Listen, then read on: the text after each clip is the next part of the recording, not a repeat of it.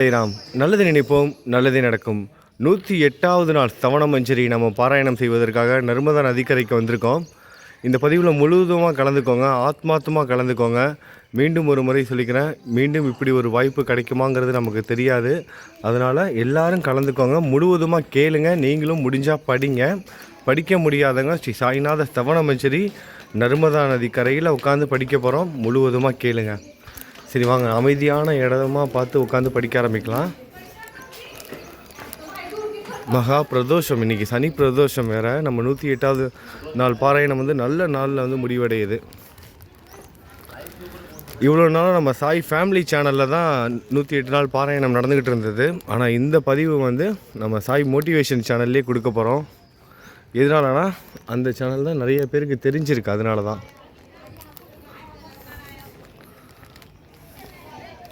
அமைதியான இடமா பார்த்து உட்காரலாம். இங்கே உட்காந்துருமா, இங்கே தான் மக்கள் யாரும் இல்லை,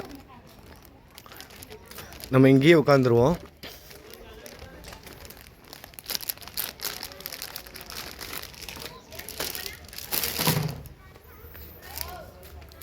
ஓம் சாய்ராம்.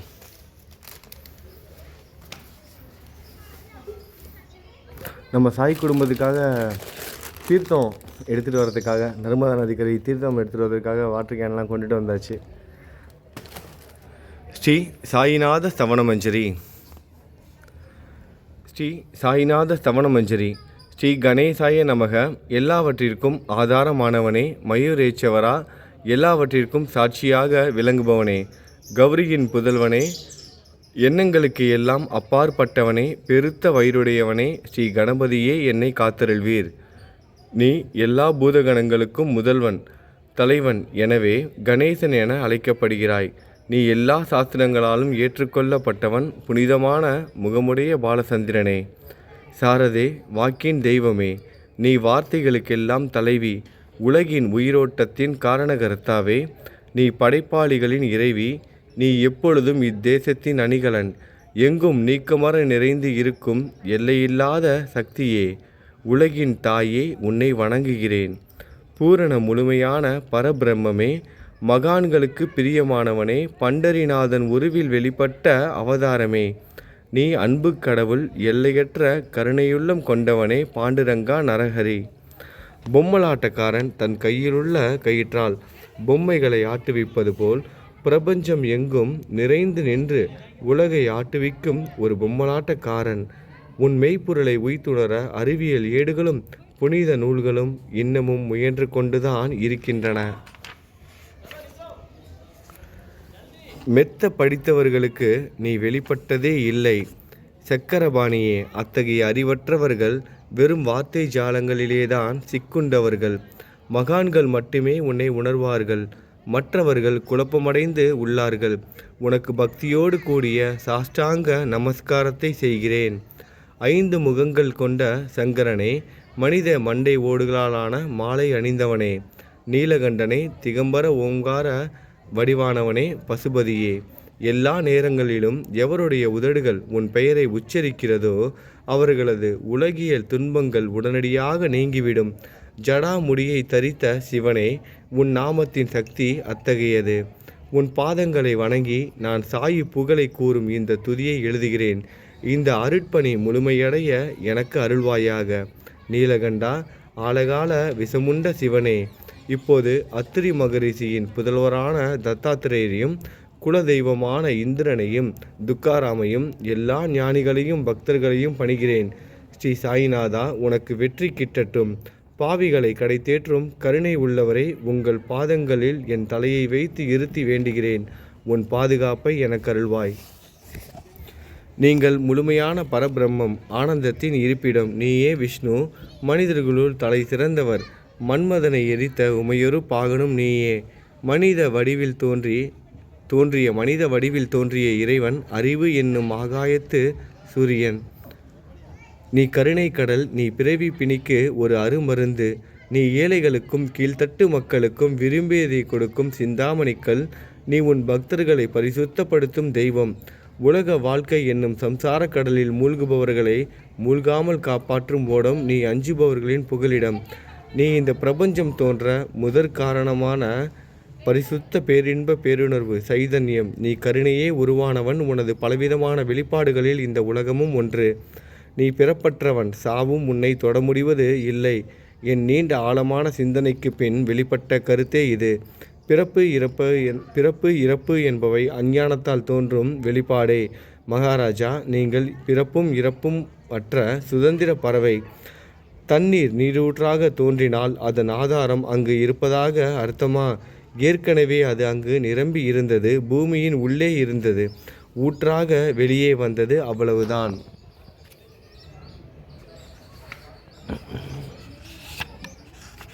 மணற்படுகையில் நீர் ஊற்றாக வெளிப்பட்டதும் அது நீரோடை என்ற பெயர் பெற்றது. அதன் சரியான பெயர் ஊற்று. தண்ணீர் இல்லாவிட்டால் அது வெறும் மணற்படுகையே. அந்த மணற்படுகையில் தண்ணீர் ஊற்றாக வந்தாலும் அல்லது வற்றி போனாலும் தண்ணீருக்கு அதனால் ஒன்றுமாவது இல்லை. ஏனென்றால் தண்ணீர் அந்த மணற்படுகைக்கு எந்தவிதமான முக்கியத்துவமும் கொடுப்பதே இல்லை. ஆனால் அறியாமையால் மணற்படுகையோ நீர் நிரம்பி இருந்தால் அது பெருமைப்பட்டு கொள்கிறது. ஆகையால் நீர் வற்றியவுடனே அது மிகவும் மனவருத்தம் அடைகிறது.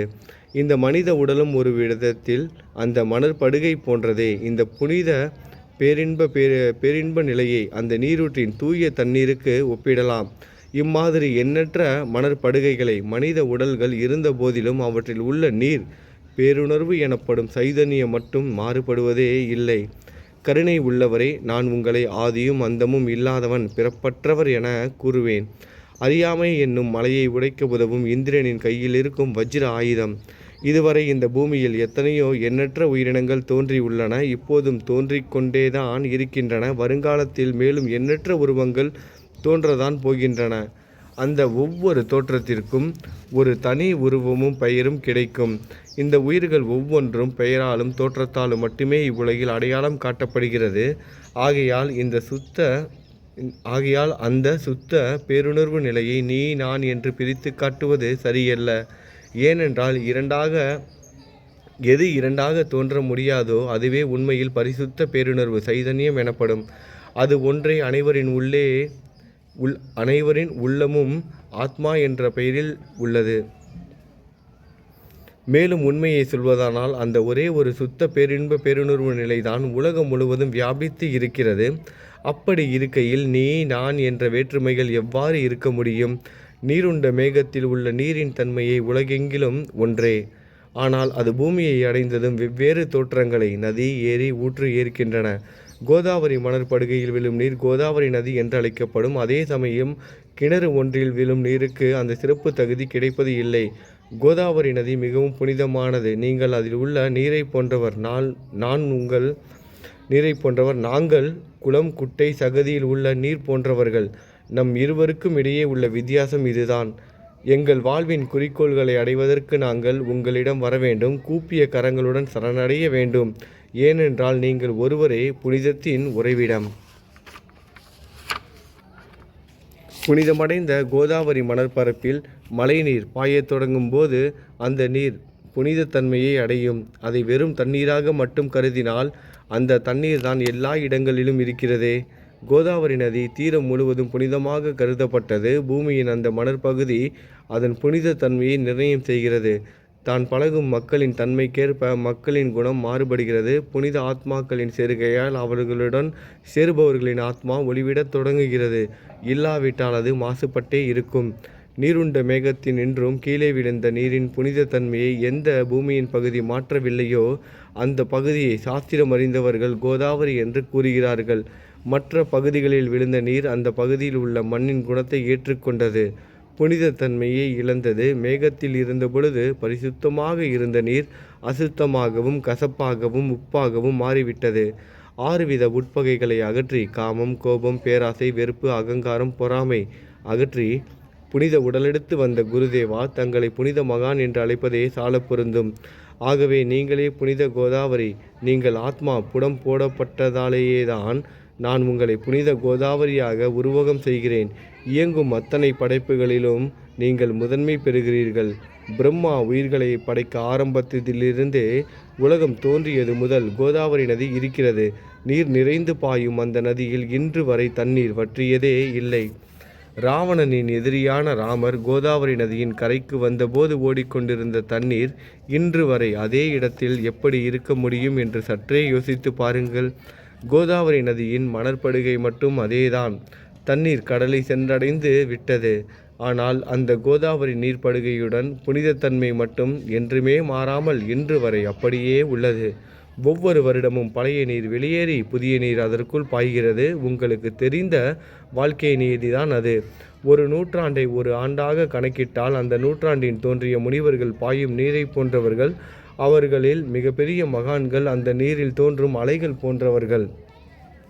இந்த புனித கோதாவரி நதியில் முந்தைய நூற்றாண்டுகளில் சனாதர், சனதர், சனந்தனர் போன்ற மகான்கள் வெள்ளமாக தோன்றினார்கள். பிறகு நாரதர், தும்புரு, துருவன், பிரகலாதன், மகாபலி சக்கரவர்த்தி, சபரி, அங்கதன், வாயுக்குமாரனான அனுமான், விதுரர், கோபர்களும் கோபியர்களும் வெள்ளமாக தோன்றினர். இவ்வாறு இன்று வரை கடந்த நூற்றாண்டுகள் ஒவ்வொன்றிலும் ஒன்றன் பின் ஒன்றாக மகான்களாகிய வெள்ளம் தோன்றியது. அவற்றை எல்லாம் என்னால் ஞாபகப்படுத்தி கூற முடியவில்லை. சாயிநாதா, இந்த நூற்றாண்டில் 19ஆம் நூற்றாண்டு புனித கோதாவரி நதியில் சந்தேகத்திற்கு இடமில்லாமல் நீங்கள் வெள்ளமாக பாய்ந்தீர்கள். எனவே உமது தெய்வீகமான பாதங்களை வணங்குகிறேன் மகாராஜா. நான் செய்யும் தவறுகளை உங்கள் நினைவில் வைத்து கொள்ள வேண்டாம் என மன்றாடி கேட்டுக்கொள்கிறேன். நான் ஒரு எளியவன், அறியாதவன். தீய குணங்கள் கொண்ட என்னை புறம் தள்ளி விடாதீர்கள், கைவிட்டு விடாதீர்கள். மட்டமான உலோகத்தையும் தங்கமாக மாற்றும் சக்தி கொண்ட ரசவாத கல் இரும்பினுடைய இயற்கையான தன்மைகளை பொருட்படுத்துவது இல்லை. கோதாவரி நதி தன்னுள் கலக்கும் சிறு ஓடைகளை திருப்பி அனுப்புவது இல்லை. அநேக தீய குணங்கள் என்னுள் கொண்டவன் நான். உங்களது கருணை மிகுந்த பார்வையால் அவற்றை சடுதியில் அழித்து விடுங்கள். இது மட்டும்தான் உங்கள் அடிமையான தாஸ்கனுவின் வேண்டுகோள். ரசவாதக்கல் தொடர்பு ஏற்பட்டும் இரும்பின் இயற்கை தன்மைகள் அளிக்கப்படாவிட்டால் குருதேவா, இது ரசவாத கல்லின் பெருமைக்கு இழுக்கு அல்லவா? என்னை பாவியாகவே இருக்கும்படி விட்டு விடாதீர்கள். தங்களை குறைவாக மதிப்பிட்டு கொள்ளாதீர்கள். நீங்கள் ரசவாத கல், நான் இரும்பு. எனக்கு ஏற்படும் இழிவுகள் தங்களுக்கு ஏற்படும் இழிவுகள் அல்லவா? ஒரு குழந்தை தவறு செய்து கொண்டேதான் இருக்கிறது. ஆனால் அதற்காக தாயார் கோபமடைவது இல்லை. இதை தாங்கள் நினைவில் வைத்து கொண்டு எனக்கு உங்கள் அருளாசிகளை தாருங்கள். சத்குரு சாயிநாதா, நீங்கள் எனது கற்பக விருட்சம், சம்சார கடலை உறுதியாக கடக்க உதவும் கப்பல். சந்தேகத்திற்கு இடமின்றி நீங்கள் ஒருவர் மட்டுமே என்னை கடை தேற்ற முடியும். நீங்கள் எனக்கு காமதேனுவாகிய பசு, நீங்கள் சிந்தாமணிக்கல், ஞானவானில் சூரியன் தாங்கள். நீங்கள் நற்பண்புகளின் சுரங்கம், சொர்க்கத்திற்கு ஏறி செல்ல உதவும் ஏனி நீங்கள். புனித செயல்களின் நிறைகள் நிறைய கொண்டவரே, பரிசுத்தமானவரே, சாந்தி மற்றும் பேரின்பத்தின் மொத்த உருவமே, இரண்டாக இல்லாதவரே, வேறுபாடு இல்லாதவரே, அறிவு கடவுளே, குறைகளற்ற முழுமையான அறிவாக உருவெடுத்தவரே, மனிதர்களில் உன்னதமானவரே, சாந்தி மற்றும் மன்னிப்பதின் உறைவிடமே, பக்தர்களின் அடைக்கலமே, என்னை ஆசீர்வதியுங்கள், என்னை ஆசீர்வதியுங்கள். சத்குரு மச்சீந்திரநாதர் கலியுகம் ஆரம்பித்தவுடன் மகாவிஷ்ணுவால் உலகம் உய்யப்பட அனுப்பப்பட்ட 9 நாதர்களில் ஒருவர் நீயே. சிவன் நெற்றிக்கண்ணை திறந்தவுடன் அந்த அக்னியில் தோன்றிய மகாத்மா ஜாலந்தரும் நீயே. நீங்கள் மகாராஷ்டிராவில் தோன்றி பக்தி மார்க்கத்தை பரப்பிய ஞானிகள் நிவர்த்திநாதர், ஞானேஸ்வரர், கபீர்தாசர், ஷேக் முகமது. நீங்கள் போதவா, சிவனின் ஓர் அவதாரம். முகமதியர்களுடன் போரிட்டு வென்றவர். தத்தகுருவின் குரு நீங்களே. பண்டரிநாதரின் அடியவர் சாவதா மாலி. நீங்கள் உண்மையில் ஆஞ்சநேயரின் மறு அவதாரம் ராமதாசர். நீங்கள் மகாராஷ்டிர ஞானி பாண்டுரங்கன் மீது அபகங்கள் என்னும் கீர்த்தனை நிறைய இயற்றிய துக்காராம். சாயிநாதா, நீங்கள் முஸ்லிம் ஞானி ராமபக்தர் ஷகாராம். நீங்கள் தத்தாத்திரேயரின் மறு அவதாரம் மாணிக் பிரபு. உங்களது இன்றைய அவதார தோற்றம் மற்றும் உங்களுடைய எண்ணற்ற தன்மையை புரிந்து கொள்ள உண்மையில் கடினமாக இருக்கிறது. உங்களது ஜாதி குலம் பற்றிய எதையும் நீங்கள் எவருக்கும் வெளிப்படுத்தியது இல்லை. சிலர் உங்களை முஸ்லீம் என்கிறார்கள், சிலர் உங்களை பிராமணர் என்கிறார்கள். ஸ்ரீ கிருஷ்ணரை போன்று எண்ணற்ற தெய்வீக லீலைகளை செய்வதெல்லாம் உங்களுக்கு ஒரு விளையாட்டு. ஸ்ரீ கிருஷ்ண பரமாத்மாவை பார்த்து உய்த்துணர்ந்த பல்வேறு மக்கள் பலவிதமான பெயர்களிட்டு அவரை அழைத்தனர். சிலர் அவரை யதுகுலத்தின் அணிகலன் என்றார்கள். சிலர் அவரை மாடுகள் மேய்க்கும் இடையன் என்றனர். யசோதை அவரை பச்சிலம் குழந்தை என்றால். கிருஷ்ணனின் மாமனாகிய கம்சன் அவரை மகா காலன், உயிரை குடிக்கும் யமன் என்றான். அர்ஜுனன் அவரை எங்கும் நீக்கமர நிறைந்துள்ளவர் என்றான். அவ்வாறே குருநாதா, ஒவ்வொரு மனிதனின் மனநிலைக்கு ஏற்ப, அவரவர் எண்ணங்களுக்கு ஏற்ப உங்களுக்கு பெயர்களை சூட்டினார்கள். மசூதி நீங்கள் வாழும் இருப்பிடம். உங்கள் காதுகள் குத்தப்படவில்லை. இந்து மத வழக்கப்படி காதுகள் குத்தப்பட வேண்டும். பாத்தியா ஓதுவதை பார்த்து நீங்கள் ஒரு முஸ்லீம் என்று கூறுவது பொருத்தமானதே. கருணாமூர்த்தியே, அதேபோல் நீங்கள் அக்னியை வழிபடுவதை பார்த்து நீங்கள் ஒரு இந்து என்று முடிவு செய்யப்பட்டது. இந்த வெளிப்புற வித்தியாசங்களை வீண் விவாதம் செய்யும் எண்ணம் கொண்டவர்களே விரும்புவார்கள். உண்மையான ஞானத்தில் ஆர்வம் கொண்டவர்கள் இந்த வெளிப்புற வேறுபாடுகளுக்கு முக்கியத்துவம் தரமாட்டார்கள். நீங்கள் பிரம்மத்தின் நிலையில் இருக்கிறீர்கள். ஜாதி, குலம் போன்றவை உங்களுக்கு முக்கியமில்லை. நீங்கள் எல்லோருக்கும் மேலான உயர்ந்த குருவாகவும் இந்த பிரபஞ்சத்தை படைத்தவராகவும் இருக்கிறீர்கள். முஸ்லிம் இந்துக்களுக்கிடையே பகைமையுணர்வு ஏற்பட்டதால் அவர்களுக்கிடையே இணக்கமான உறவையும் ஒற்றுமையையும் ஏற்படுத்துவதற்காகவே நீங்கள் மசூதியில் அமர்ந்து அக்னி வழிபாட்டை நடத்தி உங்கள் லீலைகளை பக்தர்களுக்கு காட்டினீர்கள். நீங்கள் ஜாதி மதங்களுக்கு அப்பாற்பட்டவர். நீங்கள் பிரம்மமே. உண்மையில் அதுவே நீங்கள்தான். நீங்கள் உண்மையில் எண்ணங்களுக்கும் அப்பாற்பட்டவர். உங்களை பற்றிய வாத பிரதிவாதங்கள், ஊகங்கள், ஆதாரம் இல்லாத கருத்துக்கள் நடமாடும் இடத்தில் என் வார்த்தைகளுக்கு முக்கியத்துவம் எப்படி கிடைக்கும்? ஆனால் உங்களை பார்க்கும் பொழுது என்னால் மௌனமாக இருக்க முடியவில்லை. வார்த்தைகளால் போற்றுதலே உலக வழக்கில் உள்ள ஒரே வழக்கம். ஆகையினால் உங்கள் அருளாசியுடன் வார்த்தைகளால் எப்படியெல்லாம் போற்ற முடியுமோ அவ்வண்ணமே போற்றி புகழ்கிறேன். கடவுளின் நிலையை விட மகான்களின் நிலை வேறுபட்டும் மிகவும் உயர்ந்ததாகவும் இருக்கும். மகான்களின் அருகில் நான், எனது போன்ற எண்ணங்களுக்கு இடமே இல்லை. கடவுளை வெறுத்ததால் இரணியகசிப்புவும் இராவணனும் கொல்லப்பட்டனர். மகான்கள் கைகளால் இத்தகைய துர்சம்பவங்கள் ஏற்பட்டதே இல்லை. அரசன் கோபிசந்தன் முனிவர் ஜாலந்தரை சாண குவியலுக்குள் புதைத்தான். ஆனால் அந்த நிலையிலும் அரசனின் அந்த செயலுக்காக அந்த முனிவர் வருத்தப்படவே இல்லை. அரசரின் அந்த செயலுக்கு நேர்மாறாக அந்த அரசனை சம்சார சூழலிலிருந்து விடுவித்து அவனை முக்தியடைய செய்தார். மகான்களின் சக்தி இப்படிப்பட்டதே. அவற்றை விவரித்து கூற முடியாது.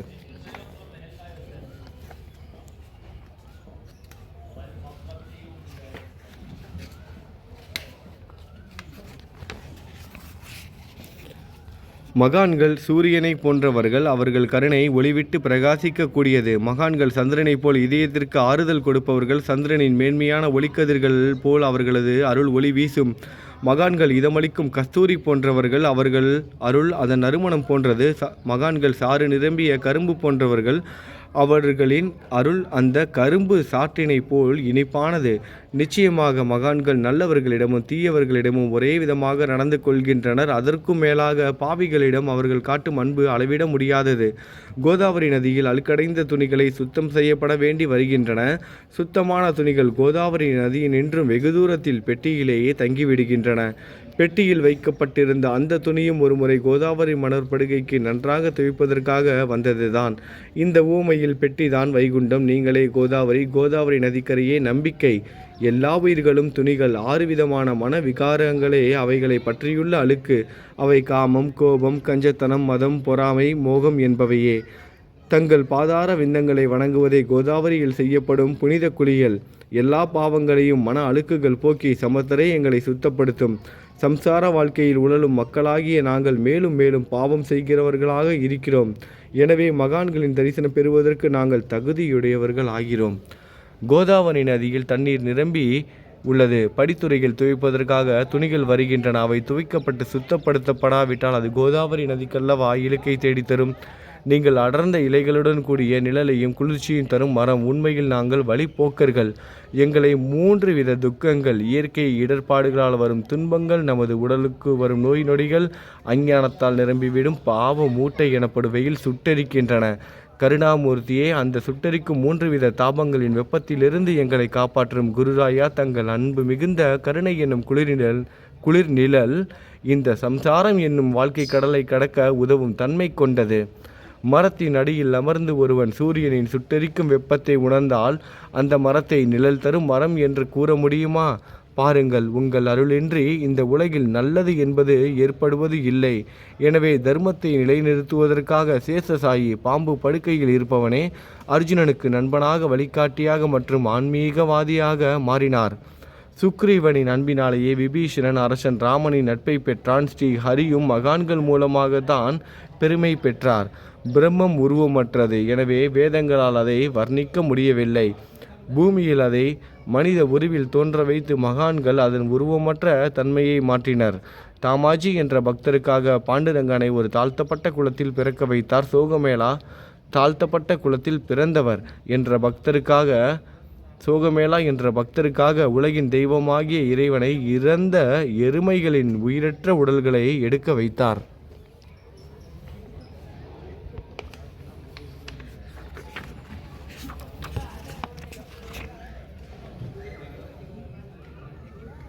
மகான்களின் பெருமையை உணர்ந்த இறைவன் தண்ணீர் சுமந்து உழைத்தார். உண்மையில் மகான்கள் எல்லாவற்றையும் தாங்கும் சக்தியும் சச்சிதானந்த பிரபுவுமாகிய இறைவனின் எஜமானர்களே. இறைவனை விட மகான்களின் பெருமை பெரியதல்லவா? இதற்கு மேலும் சொல்வதற்கு ஏதும் இல்லை. நீங்களே என் தாயும் தந்தையும் ஷீரடி கிராமத்தில் வசிக்கும் சத்குரு சாயிநாதா. பாபா, உங்கள் லீலைகளை எவர் ஒருவராலும் உண்மையிலேயே முழுமையாக புரிந்து கொள்ள முடியாது என்கிற போது சாதாரண மனிதனாகிய நான் எவ்வாறு அவற்றை விளக்க முடியும் கூறுங்கள். எல்லா உயிர்களையும் காப்பாற்ற நீங்கள் ஷீரடிக்கு வந்திருக்கிறீர்கள். மண் அகல் விளக்குகளில் வெறும் தண்ணீரை ஊற்றி அவற்றை எரிய வைத்தீர்கள். மிக குறுகிய மரப்பலகையை தொங்கும் மூஞ்சல் படுக்கையாக்கி உங்கள் யோக சக்தியை உங்கள் பக்தர்களுக்கு காட்டினீர்கள். அநேக பெண்களின் மலட்டுத்தன்மையை முழுவதுமாக நீக்கினீர்கள். உதியின் மூலம் அநேகம் பேரின் வியாதிகளை குணமடைய செய்தீர்கள். இவ்வுலகம் சம்பந்தமான துன்பங்களை நீக்குவது உங்களுக்கு ஒரு பொருட்டே அல்ல. யானை ஒன்று எறும்பை சுமையாக கருதுமா? குருராயா, இப்பொழுது இந்த எளியவன் பால் கருணை காட்டுங்கள். உங்கள் பாதங்களில் சரணடைந்து விட்டேன். என்னை திருப்பி அனுப்பி புறம் தள்ளி விடாதீர்கள். மகாராஜ், நீங்கள் அரசர்களுக்கெல்லாம் அரசன். நீங்கள் குபேரனை விட செல்வம் அடைந்தவர். நிச்சயமாக தன்னிகரற்ற வைத்தியர். உங்களை விட மேலானவர் எவரும் இல்லை. மற்ற கடவுள்களை வணங்குவதற்கு தனித்தனியாக பூஜை பொருட்களும் வழிபாட்டு முறைகளும் உள்ளன. ஆனால் உங்களை வணங்குவதற்கு தகுதியான பொருட்களே இந்த உலகில் இல்லை. சூரியனின் ராஜ்யத்தில் தீபாவளி பண்டிகையை கொண்டாடுவது என்றால் எவ்விதமான பொருட்களை கொண்டு அதை கொண்டாடுவோம்? சமுத்திரத்தின் தாகத்தை தணிக்க பூமியில் போதுமான தண்ணீர் கிடைக்காது. நெருப்பை சூடாக்குவதற்கு எங்கிருந்து அக்னியை கொண்டு வருவது? ஸ்ரீ சமர்த்த குருராயா, பூஜை செய்ய உதவும் பொருட்கள் யாவற்றிலும் இருப்பது உன் ஆத்மாவே.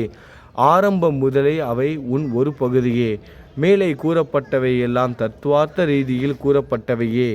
எனக்கேற்பட்ட அடிப்படையில் கூறப்பட்டவை அல்ல. அனுபவங்கள் இன்றி கூறப்படும் வார்த்தை ஜாலங்கள் வீணே.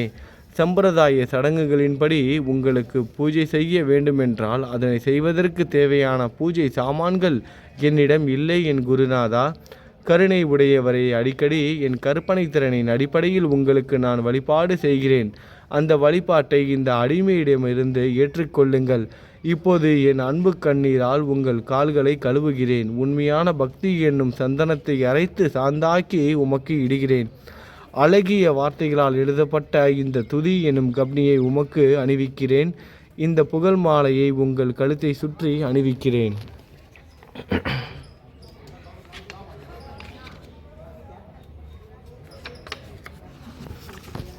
என் கெட்ட குணங்களை தூபமாக்கி உமக்கு முன் எரிய விடுகிறேன்.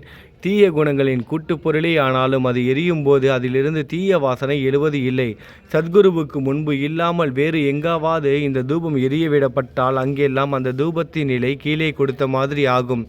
அதாவது சாம்பிராணியை நெருப்பில் போட்டவுடன் அது பொசுங்கி அதில் உள்ள நல்ல மனம் என்ற நற்குணம் அதை விட்டு மறைந்து போகிறது. சத்குருவே, உமக்கு முன் அதை எரிய விட்டால் இதற்கு மாறாக நிகழ்கிறது. தீய தன்மைகள், அழுக்குகள் அக்னியில் எரிந்து விடுகின்றன.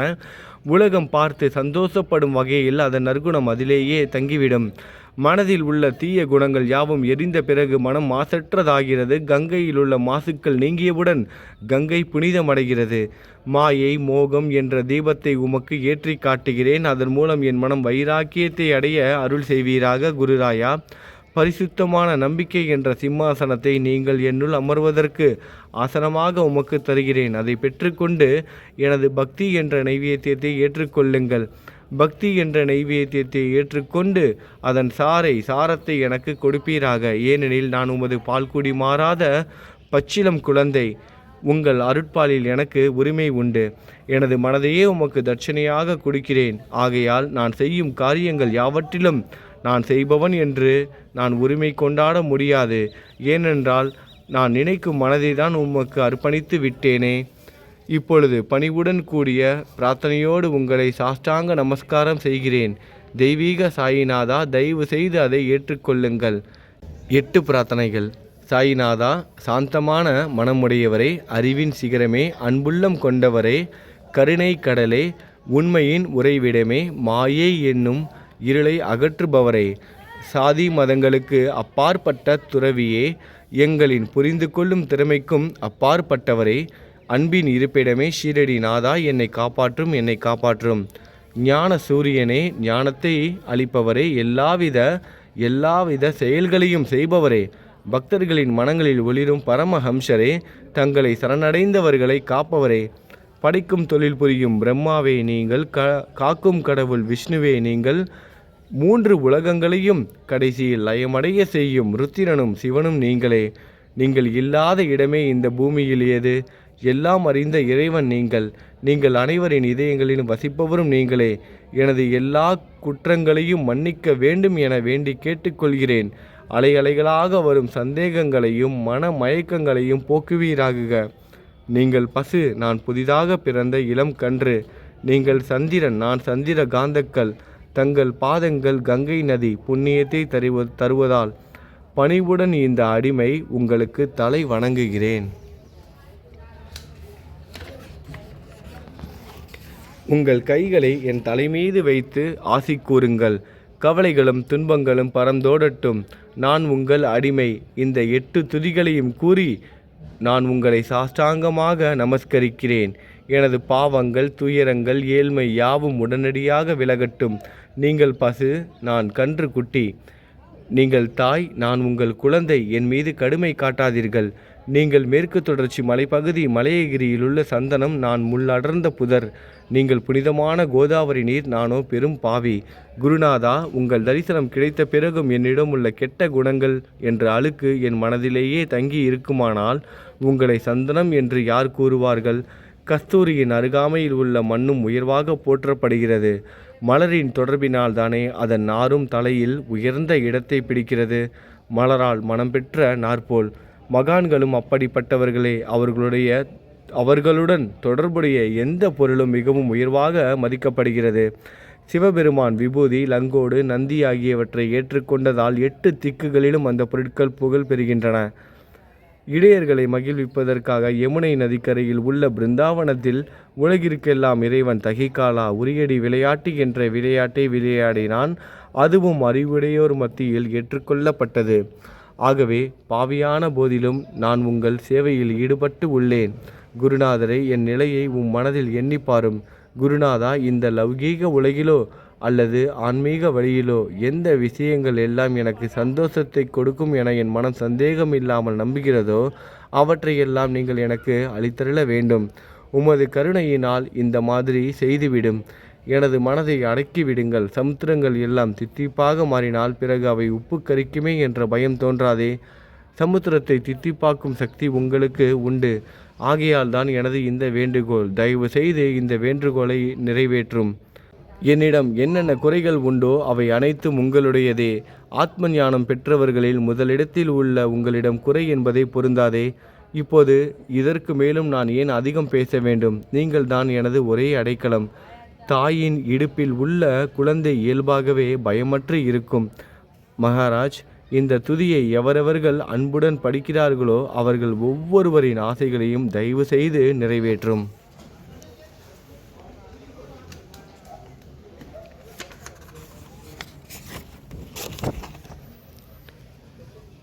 இந்த துதியை படிப்பவர்களின் 3 வித தாபங்களையும், இயற்கையின் இடர்பாடுகளில் வரும் துன்பங்கள், நமது உடலுக்கு வரும் நோய் நொடிகள், அஞ்ஞானத்தால் நிரம்பிவிடும் பாவ மூட்டை 1 ஆண்டிற்குள் விலகிவிடும் என்பதை இந்த துதிக்கு உங்களது ஆசியாக என்றென்றும் நிரந்தரமாக இருக்கட்டும்.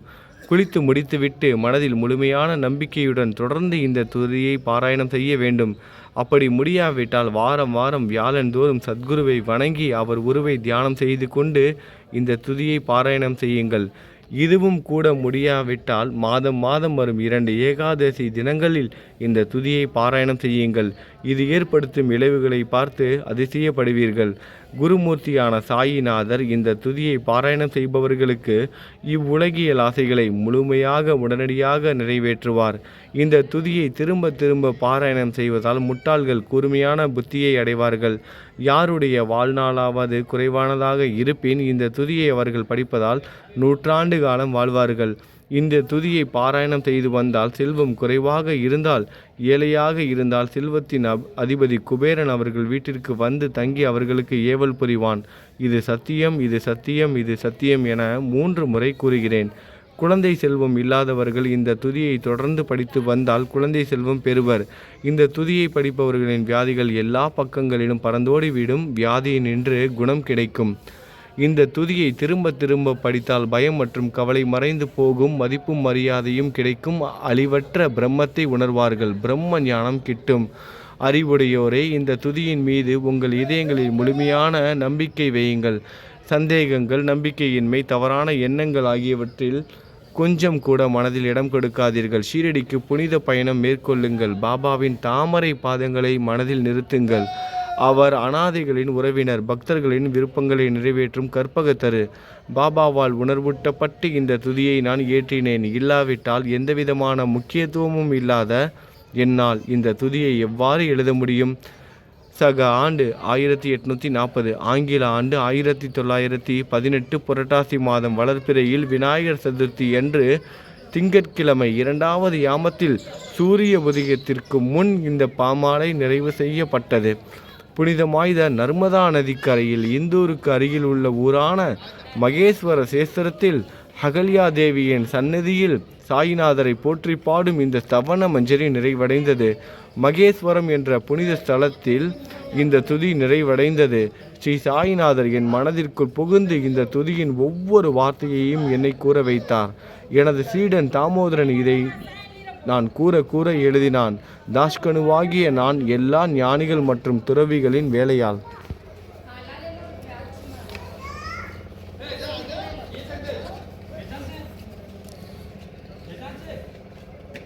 எங்கும் மங்களம் பொங்கட்டும். ஸ்ரீ சாயிநாதரை போற்றி பணிவுடன் எழுதப்பட்ட இந்த ஸ்ரீ சாய்நாத ஸ்தவன மஞ்சரி என்ற துதி பாராயணம் செய்பவர்கள் சம்சார கடலை கடக்க உதவட்டும். இது ஸ்ரீ பாண்டுரங்கனுக்கு தாஷ்கனுவின் நம்பிக்கை மற்றும் பணிவோடும் கூடிய பிரார்த்தனை. மங்களம், சுப மங்களம். ஓம் சாய்ராம்.